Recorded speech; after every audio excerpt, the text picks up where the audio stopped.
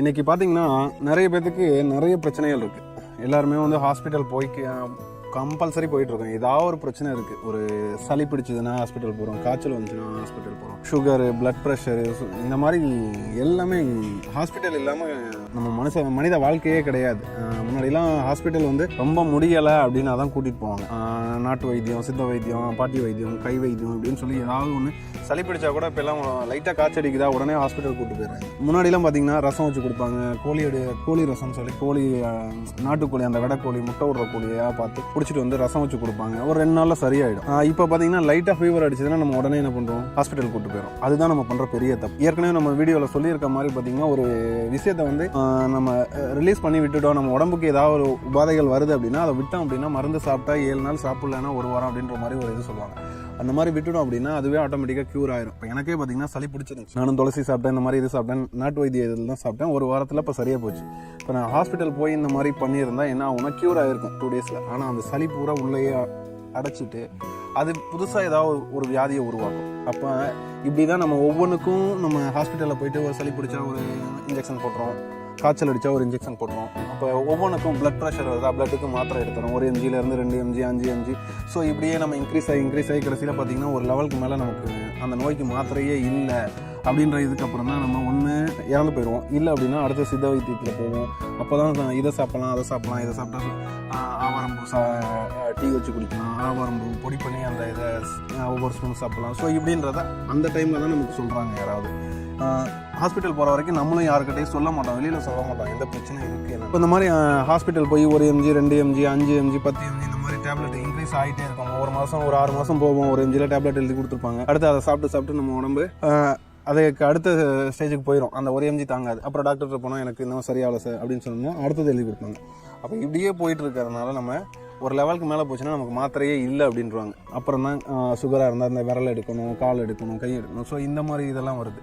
இது எல்லாமே வராமல் இருக்கணும்னு பார்த்தீங்கன்னா நம்ம என்ன பண்ணலாம்னா, நம்ம தமிழர் முறைப்படி உணவுகளை வந்து கரெக்டான விகிதத்தில் எடுத்துக்கிட்டோம். அதாவது அறுசுவையும் நம்ம உணவில் தான் இருக்குது, வேறு யாரோட உணவுலையும் இருக்காது. தமிழர்களோட வாழ்க்கையில் இருக்கிறதுல இனிப்பு, புளிப்பு, உவர்ப்பு, துவர்ப்பு, காரம், அந்த அறுசுவையும் நம்ம உணவில் வந்து எல்லா விகிதத்தில் நம்ம எடுத்துகிட்டு இருந்திருக்கோம். டெய்லி சாப்பாட்டில் பார்த்திங்கன்னா அறுசுவையும் எடுத்திருக்கோம். என்ன அப்படின்னா இனிப்பு எடுத்திருக்கோம். இனிப்பு, உவர்ப்பு, கசப்பு, துவர்ப்பு, புளிப்பு, காரம். ஸோ இந்த மாதிரியான அறுசுவையும் நம்ம சாப்பாட்டில் ஏதாவது ஒரு இதில் எடுத்துக்குவோம். ஒரு இப்போ இனிப்பு அப்படின்னு சொன்னோம்னா நம்ம என்ன எடுத்துக்கோம்னா டெய்லி பால் எடுத்துக்கிறோம், கிழங்கு எடுத்துக்கிறோம், வாழைப்பழம் எடுத்துக்கிறோம், தேன் எடுத்துக்கிறோம் மாதிரியான எடுத்துக்கிறோம். ஸ்வீட் அப்படின்னு பார்த்தீங்கன்னா டெய்லி நம்ம டீ காஃபி குடிக்கிறோம். வெள்ளை சக்கரை எடுத்துக்காதனால நம்ம எடுத்துக்கிறோம். இருந்தாலும் அது ஒரு இதாக வந்துடுது. இப்போ நாட்டு சக்கரை நிறைய பேர் மாறிட்டாங்க. அப்புறம் வாழைப்பழம் வந்து ஸ்வீட்டோட சேர்ந்தது, தேன் வந்து ஸ்வீட்டோட சேர்ந்தது. அடுத்தது பால், நம்ம எடுத்துக்கிற பால்லேயே வந்து ஸ்வீட்னஸ் லைட்டாக இருக்க தான் செய்யுது.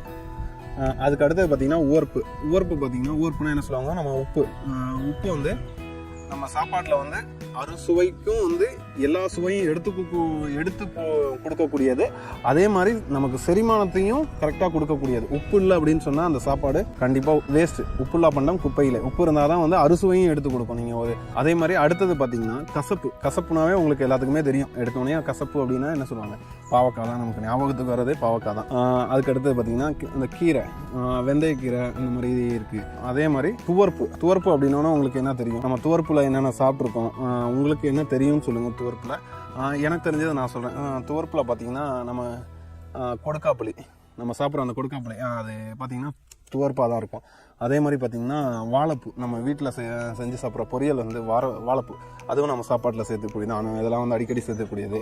அதே மாதிரி இந்த ஆவாரம்பூன்னு சொல்கிறது, இப்போ சுகருக்கு வந்து மெயினான ஒரு இது மருந்துன்னு சொன்னால் நம்ம இதில் ஆவாரம்பூ தான் சொல்லுவாங்க. அதில் அந்த அரிசி மாதிரி இருக்கும். அதை எடுத்து அதை நிழலில் காய வச்சு பொடி பண்ணி அதை டீ இந்த மாதிரி டெய்லி சூப்போ ஏதோ ஒன்று பண்ணி குடிச்சிட்டு இருக்காங்க. அதே மாதிரி புளிப்புன்னு உங்களுக்கு தெரியும், நிறைய பேர் எல்லாத்துக்குமே தெரியும். புளி, அதுக்கப்புறம் பார்த்திங்கன்னா இந்த புளிச்சக்கீரை, அதுக்கப்புறம் லெமனு, தயிர் நல்லா புளிக்க வச்சு சாப்பிட்றாங்க. ஸோ இந்த மாதிரி இதெல்லாம் பார்த்திங்கன்னா இது சாப்பிட்றதுனால என்ன நமக்கு உடம்புல இது கிடைக்கும் அப்படின்னு பார்த்தீங்கன்னா செரிமானம். மெயினாக இப்போ தயிர் சாப்பிட்டோம் அப்படின்னா செரிமான பிரச்சனை இருக்காது. அதுக்கு அடுத்தது காரம் பார்த்திங்கன்னா மெயினாக நம்ம உடம்புக்கு அந்த சளி இந்த மாதிரி பிரச்சனைகள் இருந்துச்சுன்னா காரம் வந்து நம்ம அந்த சளியை வந்து அறவே நீக்கிடும் உடம்புல இருந்து.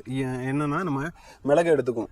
நிறைய பேத்துக்கு சொன்ன மாதிரி என்ன சொல்லுவாங்க, இந்த ஆம்லேட்டோ ஆஃப் ஆயிலோ ஏதோ நம்ம முட்டை சேர்த்துக்கல, இல்லை ஏதாவது பொரியல் பண்ணல, இல்லை ரசம் வச்சு சாப்பிடல, அப்போ மிளகு நம்ம அதிகமாக யூஸ் பண்ணோம். நம்ம காரத்துக்கு வந்து நம்ம அதிகமாக யூஸ் பண்ணது, தமிழர்கள் வந்து அதிகமாக யூஸ் பண்ணது, இந்தியர்கள் அதிகமாக யூஸ் பண்ணது வந்து மிளகு மட்டும்தான்.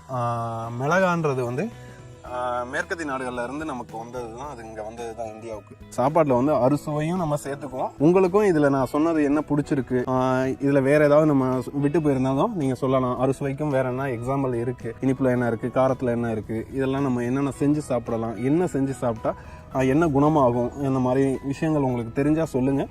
உங்களுக்கு டவுட் இருந்தாலும் கேளுங்க, கண்டிப்பாக நாங்கள் சொல்கிறோம். தேங்க்யூ.